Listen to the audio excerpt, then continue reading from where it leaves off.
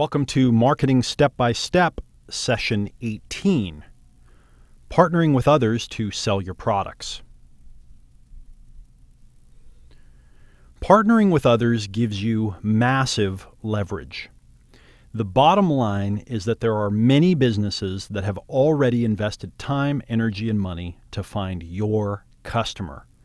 By partnering with these companies and getting access to their customers, you can leapfrog the marketing process. Who has already done the work to find your customer? Constantly be hunting for companies that have customers like yours.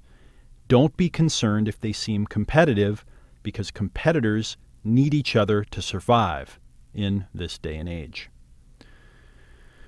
When you partner with other companies, you get massive leverage because they've already done the work to attract the customer. They've done the research to find out who they are, where to find them. They've spent the money. They've created the advertisements. They've done all of the work already. I once heard a story. This was just a story. I don't know if it was true, but it made a lot of sense, and I'm guessing that it is. And it was that the fast food chain Wendy's, the hamburger chain, was doing research to try to figure out the best place to put a Wendy's, and they were spending millions of dollars finding the best locations.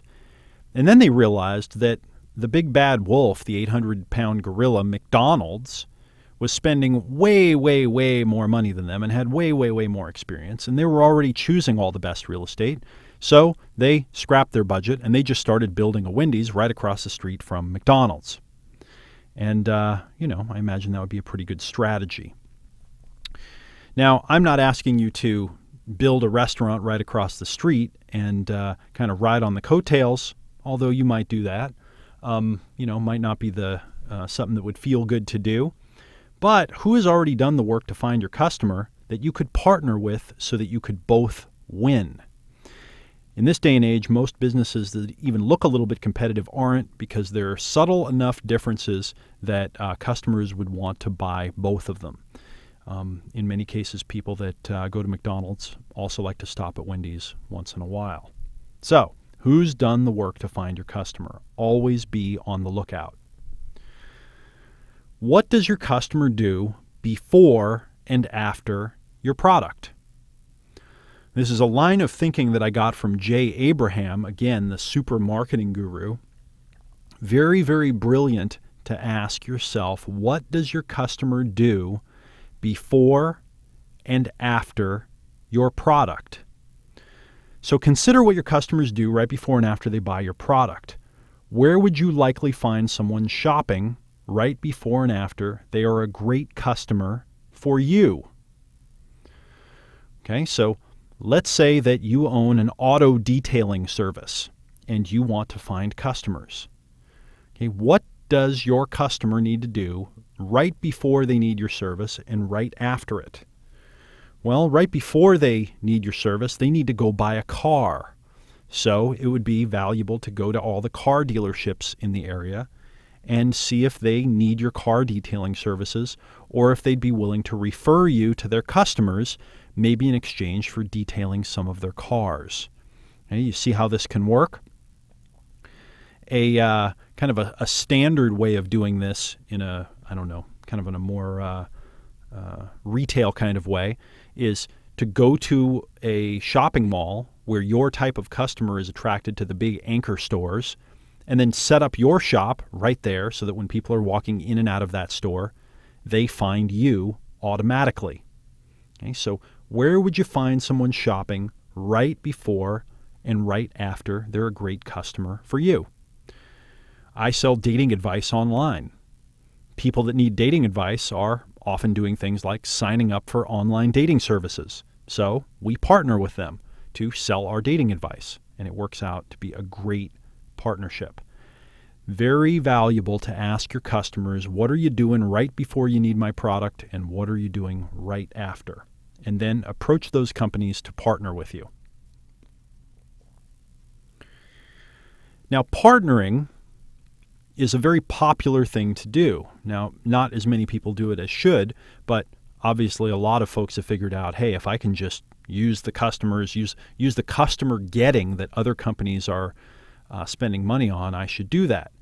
So it's important to identify your partner's biggest challenges and frustrations, to treat your partners like you would treat customers. In other words, get inside their heads. Identify their fears, their frustrations, their desires, their aspirations, and then ask how you could help solve them. Create an avatar for your partner and use all of the materials and the methods that we've talked about here, only you're using it one level up. Okay, you're dealing with someone that's going to be a more sophisticated player, someone that has a lot of experience. But remember, these are folks that are being approached a lot. So after you've identified your partner's challenges and frustrations, and you've really gotten inside of their heads, you've ideally approached them and talked to them to figure this stuff out, and now you're ready to go, kind of launch your partnership, your partner getting activities, offer value and advice, and especially marketing advice. So remember, potential partners are approached all day long by people who want them to make offers to their customers. Instead of approaching with the give me attitude, instead offer valuable advice, especially marketing advice. Now, this might be the place where you can get the most bang for your buck with the material inside of this program, not even necessarily using it for your own business. Okay, so what could I mean by this? Well, I mean that when you go to approach a potential partner, okay, if you just contact them and say, hey, will you send an email to your customers and sell my widgets to them? Or if you make an offer and sell my stuff, I'll give you some of the money. You got to know that there are 10 people a day that are approaching them with that kind of lame offer. Okay, there's nothing in it for them. It's very self-serving. On the other hand, how many people are approaching them every day and saying, I looked at your website, I watched your video, I've read your emails, and I see a few different ways that I think that you could really increase your response and your conversion and make a lot more money with your marketing activities. And I'd love to share some of this with you. Okay, again, offering to give advice. Because what is a business owner's biggest fear and frustration? What's their biggest want and aspiration? They want more customers, right? That's why you're going through this program. That's what they want. But most of them haven't gone through this program. They don't even know that this program exists, and they're too busy anyway to take the time to go through it. So if you show up and you say, I think I could help you redesign your website a little bit here to increase your opt-ins. I read some of your email subject lines. I think we could test a couple of subject lines and they could do a lot better. I think you could reorganize your website in a way that would make it a lot easier for people to buy. I don't think you're taking away the risk as well as you could. You've got a great guarantee here, but I think you need to explain it better. Sum up the value at the end of your marketing piece. I mean, obviously, you could take everything you're learning here. Most businesses, most websites, most marketing processes, most advertisements, most videos, there's all kinds of optimization opportunities. There are all kinds of places where it could be made better. And instead of approaching with the gimme, if you approach and say, I believe that I can help you make more money with what you're already doing. And by the way, I also offer products and services that are similar to yours, and I think that there are a couple of ways we might be able to make some money together. That is compelling. Okay, that is compelling. So don't show up with your hat out asking for something for free or asking for favors. Show up to offer favors. And what I recommend that you do is make a list of your target partners that you'd like to have. Okay, so make a list of all the websites, all the businesses, all the partners that you would love to have, and then go through and start coming up with great ways you could help them improve their marketing and sales process, and then start contributing value to them. It might take you several tries before you get in the door. You may have to contribute for days, weeks, months, even years before you will work with them. I have personally had situations where I've helped others, added value to them for years, just adding value for an opportunity someday in the future to work with them in some partnership. And I'll tell you what, it pays off. It's like planting seeds and watering them and tending them. So make a list, keep your eye out for anyone that might have your customer already. Start looking at their marketing, figuring out what you could do to help them. And then approach them, offering to help them do better with their marketing, and almost as kind of a secondary mention, say, I also have some products and services in this niche, and I've got a couple of ideas. I think we could both make some money together as well. And then when you've helped them have some kind of breakthrough, at some point they're going to say, okay, so what do you do? And maybe we can work together, and that will really allow you to get your foot in the door. Next, go as far as to create tools to help your partners succeed. Okay, create tools for them. The more proven your suggestions, the better. So test, systematize, and track. Show potential partners what you have in mind for a partnership and how it worked. Okay, so when you tested it out, how did it work? Share your vision for how you think it could help them and their customers above and beyond. So once you get someone to partner with you, don't just say, okay, tell your list about me. Give them tools. Give them pieces of content. Give them freeline content that you've created. Give them emails that you've tested. Give them banner ads.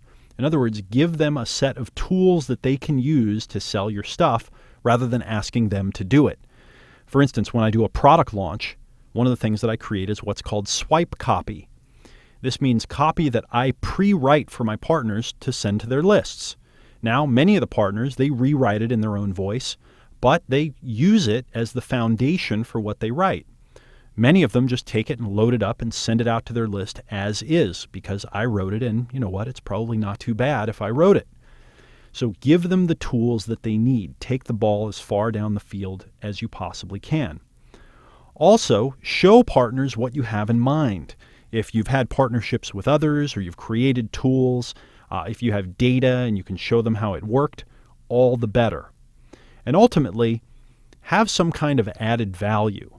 Okay, instead of saying, hey, just sell my stuff to the list, say, I've got a 1-hour training that I do that I think your customers would really like. It teaches them how to avoid all their fears and frustrations, and it teaches them how to get all these benefits. Let's set one of these up, and I'll just do it for them for free. Okay, so add value to their customers the way that they would want to. Because, again, most of us don't have the time that we'd like to be able to take care of our list and our customers the way we want to. So share your vision, how you can help them and their customers above and beyond. And then do it. And then very importantly, be ultra professional when you're dealing with business partners. Okay, whenever you're dealing with marketing partners, JV partners, any kind of partnership, this is where you need to really, really pay attention to professionalism. So keep your word. Always be on time. Very important. Pay them on time. And if something comes up and you can't pay them on time, tell them as soon as you know. Okay, professionalism is not hiding. Professionalism is facing challenges when you run into them. And, everybody that has a business, they know what it's like to pay bills. They understand cash flow. And if once in a while you run into a challenge, if you call them up and you say, hey, you know what, we had a couple of problems here with cash flow. We're going to be about a week late paying you, and I just wanted to let you know. They'll really appreciate that if you give them advance notice. Right? When you call up a week late and you say, hey, I'm sorry I didn't pay you, and it's going to take more time, that's when you really break trust. Keep partners in the loop if you have problems, delays, or other issues. If you're doing product launches or you have a big affiliate program, that kind of thing, there are always problems that come up. There's tracking issues and technology breaks, and you have downtime and things get screwed up and customers, are having problems ordering. These kinds of things just happen, right? That's business. Welcome to managing a business. Make sure and keep your partners in the loop if you have problems or if you have other issues. When we're doing product launches, there's usually one thing that goes wrong. The shopping cart goes down, or one of our websites goes down, or people can't get in, or something happens during the multi-week process. I try to shoot off an email to the partners immediately saying, hey, it looks like the blog went down, got too much traffic. We're working on it right now. Looks like we're going to have it back up in 15 to 30 minutes. If anything changes, I'll let you know. And you know what happens? Most of the people write back and they say, hang in there. We know what it's like. Once in a while, you'll get a couple of people that are upset. But I'll tell you what, the real professionals, the players, will appreciate it so much. Okay? Over-communicate. Be very, very professional. And ultimately, in other words, treat them like a partner. Treat them as if they were really a partner in your business. We can feel when people treat us with professionalism as if we were a partner, because ultimately they are a partner in your ecosystem. And the more you treat them like a trusted partner, you trust them, you share information even if it's embarrassing with them, and you keep your word, you show up on time, you pay on time, you're very respectful. This is what builds deep professional relationships with partners that last for years and that can be very, very valuable to you and your business. Okay, so let's do an exercise, how to attract partners. You should be looking at your exercise, partnering with others. Partnering with others to sell your products and services. Other businesses have already invested a tremendous amount of time, effort, energy, and money to find customers who are perfect for your business. Target and approach these businesses, then offer to create value for them, and in exchange, tell their customers about you. So, first, what does a customer have to do both before and after they buy your product? This is a good clue to find partners.